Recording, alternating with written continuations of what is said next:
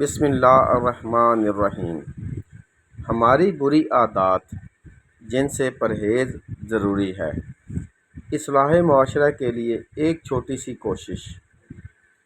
لوگوں کے سامنے آواز سے ناک صاف کرنا، مشترکہ بوتل منہ لگا کر پانی یا جوس پینا، مشترکہ رائتہ دہی اپنے چمچ سے کھانا،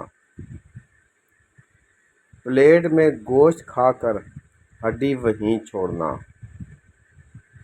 بغیر اجازت چائے دوسروں کے پیالے میں کم کرنا، دعوت میں پرہیز کا پہلے نہ بتانا اور تیار کھانے پر اعتراض کرنا، اپنی حیثیت عمر سے زیادہ محترم جگہ پر بیٹھنا، مشترکہ چاول کھاتے ہوئے لقمہ سے بقایا چاول برتن میں پھینکنا، کھانے کے دوران لوگوں کے سامنے مصنوعی دانت نکالنا۔ ہمیں چاہیے کہ ان تمام بری عادات سے پرہیز کریں۔